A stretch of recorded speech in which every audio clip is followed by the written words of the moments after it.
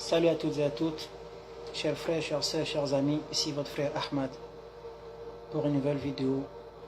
Assalamu alaikum wa rahmatullah. Je vais commencer cette vidéo là par une petite histoire qui s'est déroulée à l'époque du prophète sallallahu alayhi wa sallam. C'était un jour de marché et un juif est rentré dans le marché des musulmans pour venir faire ses achats. Il alla voir alors un musulman et lui dit: je vais acheter ta marchandise là. Et le musulman il regarde le juif là, et il regarde de l'autre côté, il voit un musulman, son frère musulman qui est assis à côté de sa marchandise. Et regardez ce qu'il va dire au juif.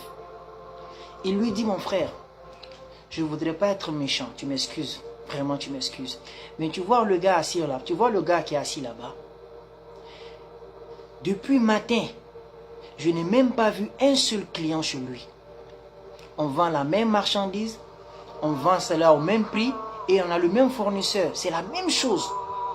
Mais moi, alhamdoulilah, j'ai déjà eu ma dépense pour demain. J'ai déjà eu ma dépense. De quoi je vais nourrir ma famille. Mais lui là-bas, il est assis. Wallahi, ça me ferait énormément plaisir que tu ailles acheter pour lui. Parce qu'il n'a rien vendu depuis le matin. Je le vois. Le juif, il a dit: ah ok, il n'y a pas de problème. Hein, si c'est ce que tu veux. Il n'y a pas de problème, c'est toi qui le dis. Et il alla trouver ce dernier-là. Ils ont commencé à discuter. Et tout à coup, c'est l'heure de l'appel à la prière.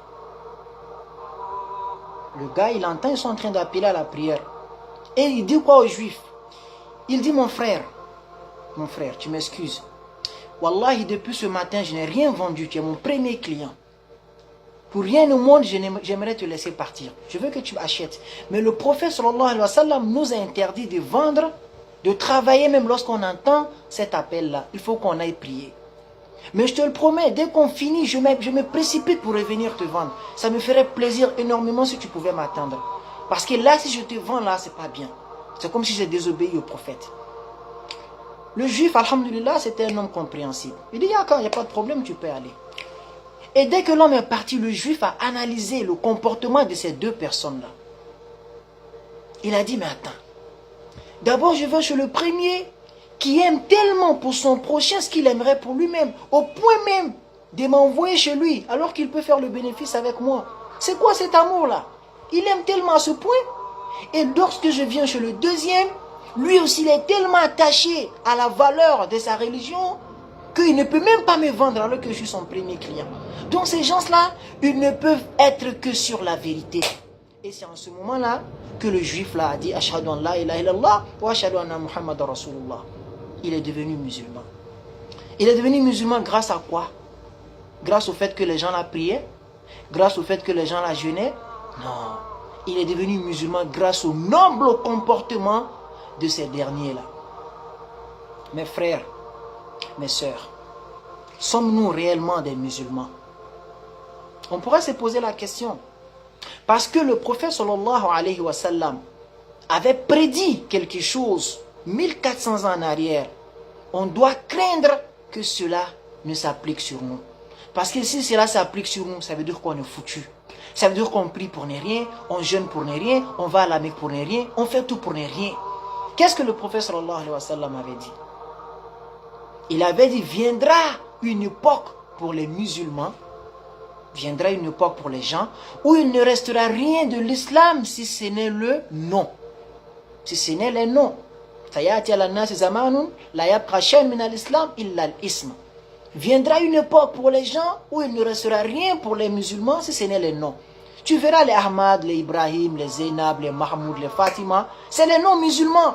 Quand tu entends leur nom, c'est des musulmans, mais ils n'ont rien à voir avec l'islam. À cause de leurs sales caractères. Et il a dit encore que tu verras aussi le Coran, il ne restera rien du Coran si ce n'est l'écriture. Voilà min al-Quran illa rasmu. Tu verras dans le Coran, ce n'est que l'écriture qui restera. Ce verset-là, ce hadith-là, cette parole, on pourrait l'interpréter de deux façons. La première interprétation, c'est que le Coran sera là, mais les gens ne vont même pas le lire. Les gens vont prendre le Coran pour décorer leur maison. Aujourd'hui, il y a combien de musulmans qui mettent le Coran dans leur maison, sur un plafond, ou sur le... déposé quelque part là, rempli de poussière. Ils font 6 mois, 1 mois, 5 semaines, etc. Ils ne lisent jamais le Coran. Ils ont le temps pour tout. Toutes leurs applications, ils vont consulter cela au quotidien. Ils vont s'informer de tout ce qui se passe dans la cité, mais ils n'ont même pas le temps d'ouvrir le Coran, même si c'est 10 minutes par jour. Ils n'ont pas le temps. Donc il ne restera rien du Coran si ce n'est les textes. Ou encore on pourrait interpréter ça en disant que il ne restera rien du Coran si ce n'est les textes. C'est que les gens vont lire le Coran, mais ils ne vont même pas l'appliquer. Aujourd'hui, il y a des concours internationaux quand tu entends le Coran. Mais qui? Combien de... Est-ce que si les musulmans appliquaient le Coran au sens propre du terme, on allait se retrouver avec ce type de comportement-là? Et le prophète sallallahu alayhi wa sallam aussi dit aussi que les mosquées seront pleines à craquer des gens dépourvus de guidance. Ça veut dire que les mosquées seront remplies quand tu vois le vendredi. Les gens se bousculent même pour sortir, mais les gens sont dépourvus de guidance. Roussa ou Mkaroussa ou Seil. C'est une chose, c'est un nombre complètement inutile. Mes frères, sommes-nous réellement des musulmans? Il faudrait qu'on se pose ce genre de questions. Regardez le comportement que nous avons adopté aujourd'hui et comparez cela au comportement des musulmans de l'époque. D'autant plus qu'Allah même nous dit dans le Coran qu'il y a des gens qui disent qu'ils sont musulmans mais ils n'ont rien à voir avec l'islam. Même le Coran le confirme. وَمِنَ النَّاسِ مَنْ يَقُولُ آمَنَّا بِاللَّهِ وَبِالْيَوْمِ الْآخِرِ وَمَا هُمْ بِمُؤْمِنِينَ. Il dit il y a des gens, ils disent nous croyons en Dieu et au jugement dernier, mais وَمَا هُمْ بِمُؤْمِنِينَ. Wallahi, ils n'ont rien à voir avec le croyant. C'est pas moi qui le dis, c'est le Coran.